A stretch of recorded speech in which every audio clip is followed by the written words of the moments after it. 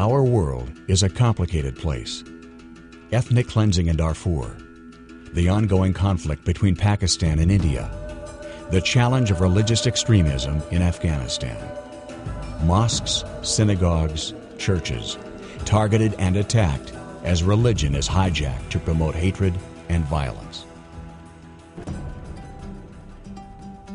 The fight against prejudice on campus and in the workplace, violations of civil rights, anti-Semitic vandalism here in Connecticut. The issues may be different, but there is often a common element: religious misunderstanding. Because religion has become such now, once again, a source of conflict in the world, if we can work towards interfaith understanding, we're actually helping to build peace. That was the idea behind the Connecticut Anti-Defamation League's first interfaith mission to Israel. This historic trip, bringing together nearly 24 Christian, Muslim, and Jewish leaders, was designed to explore the role interfaith relations must play in our post-9/11 world.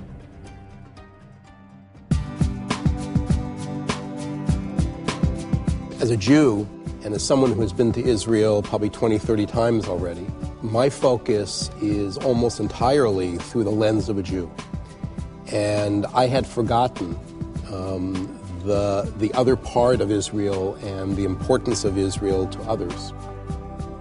To hear of it from the Israeli perspective and the Jewish perspective, and to hear of it from the political perspective, was really surprising to me, because I had never thought of Israel and Jerusalem in the political way. Even though I heard about the conflicts, I never thought about it that way for myself. For the majority of the group, this was a first trip to Israel. But they found that the way to better understand Israel and the Israeli-Palestinian conflict was in many ways similar to the strategies needed to develop interfaith relationships with each other.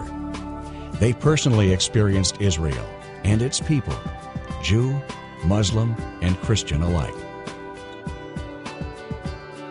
Peace is the story that's not covered.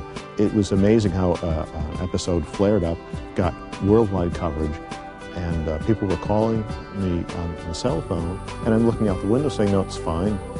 It's nothing. It started, it stopped, it's over, and there's more people here working for peace than plotting violence.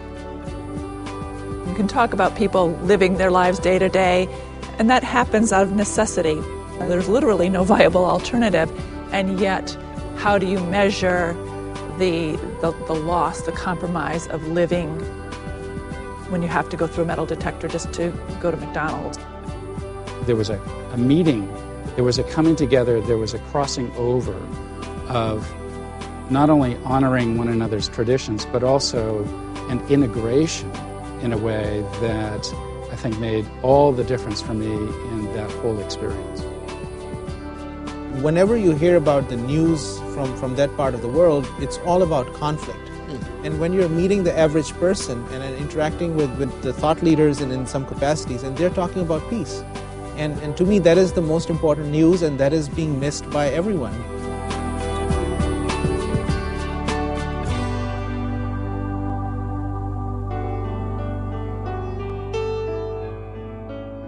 Mission participants heard from Israelis and Palestinians, Muslims, Christians, and Jews, with differing viewpoints and backgrounds, but one important commonality. All were striving to come to terms with their differences and to live respectfully, side by side, in peace. Over the course of 10 days, the impact of the trip became clear.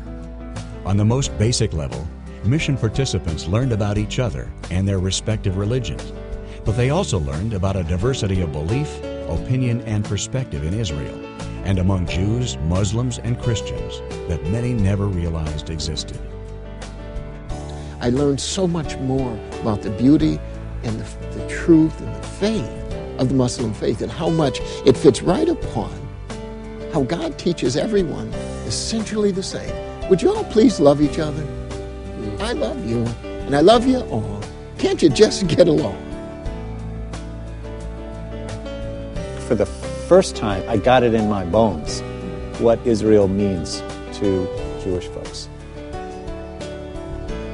This trip furthered my belief that I'm a better Christian, not as I live in isolation from other Right. faiths, but as I encounter and engage them in a respectful, learning kind of way. The learning and understanding did not end when participants returned to Connecticut. As a result of her experience, Shelley Copeland now sends rabbis and imams, not just Christian clergy, to open Hartford City Council meetings. Rabbi Robert Orkand led a congregational trip back to Israel a few months later, including for the first time Christian and Muslim sites on his itinerary. And Saud Anwar recorded a television show about religious differences, featuring his new colleagues. For the first time, audiences in Pakistan are hearing a Jewish, Christian, and Muslim interfaith dialogue. Our trip actually truly helped me learn firsthand about the Jewish faith and the Christian faith. Now when you're wearing this lens, if you will, which is accepting, recognizing, respecting, and spiritually connected with the other faiths, when I read the Quran, actually I identify so much information in the Quran which is so respectful towards Christianity and Judaism, and mentions about the continuity of the faith. And that has actually truly helped me. And when I read it in the past without those lenses, I could not see those things. For me, two of the most sacred places on earth are the United States Holocaust Museum and Yad Vashem, which was near the end of our trip.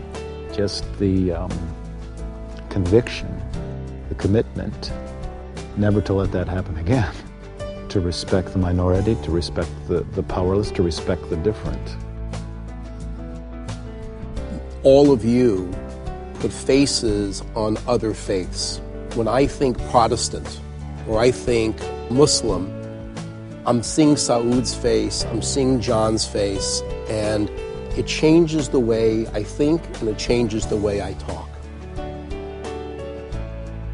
Through the efforts of the Connecticut ADL, nearly 24 religious leaders from different faiths and backgrounds came together with open minds and hearts, built trust, asked questions, learned from each other, and were inspired to take action to create positive change. It makes me realize how complex and wonderful and extraordinary our God is, because we all have a view of Him. And if we look at each one of us, how we view God, what an extraordinary God we have. But He has given us one message: love each other. God in His essence, or her essence, is love. Our task was there, and our task is now, and our task going forward is to fulfill that.